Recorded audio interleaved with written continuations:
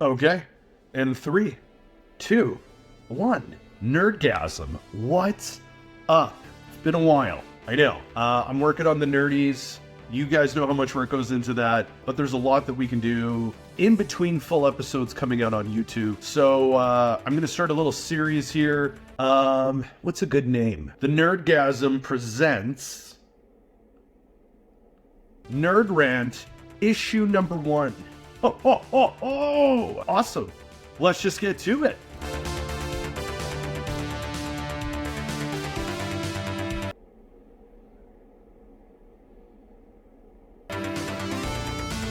So big news, James Gunn gave the official first look at the new Superman for the DC Universe.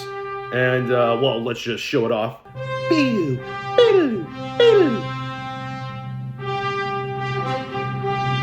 I don't think anybody expected this to be, like, the first reveal of Superman. I like the image, like, honestly, I get it. I get why people are pissed or kind of, like, meh. You're getting more Clark, I guess, here than Superman. Like, the idea that Superman still has to take time to put on his boots. I think it's kind of great. A lot of people are pointing out that it does look like it's almost AI generated, and it kind of does. But I think it's just because, like, obviously the background image is fully CGI. It's fully added in, and also, what the fuck is going on back there? Like, I get it. We see Superman and, like, sure, but it's just like another white Brit guy again. But, like, what is going on back there? Like, that seems pretty wild. And again, I kind of like the idea that there is clearly something going on, something that not supposed to be there. And Superman's kind of got this, like, yep, gonna put on my boots, then I'm gonna fly over there. Or it's kind of like, in a minute, okay? I just sat down. I got it. Okay? I gotta put on my boots. Let me put on my boots. Okay. I really loved Henry Cavill as Superman, and I'm still really sad to see him go as the character.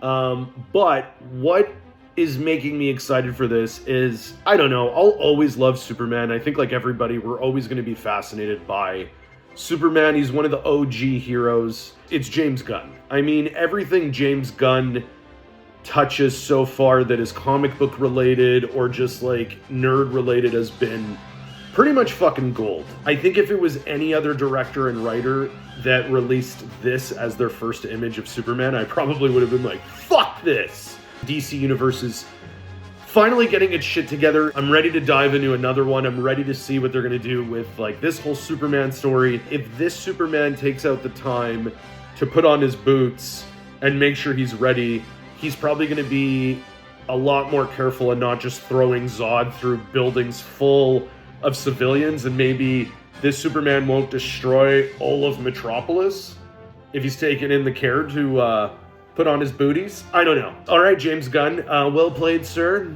Interesting first image for Superman, but you have me intrigued, and I am ready for a new Superman, so yeah.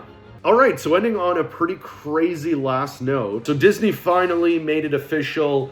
Moving from here on out, they are going to do no more than 3 movies and 2 TV shows a year. We're going back to basics.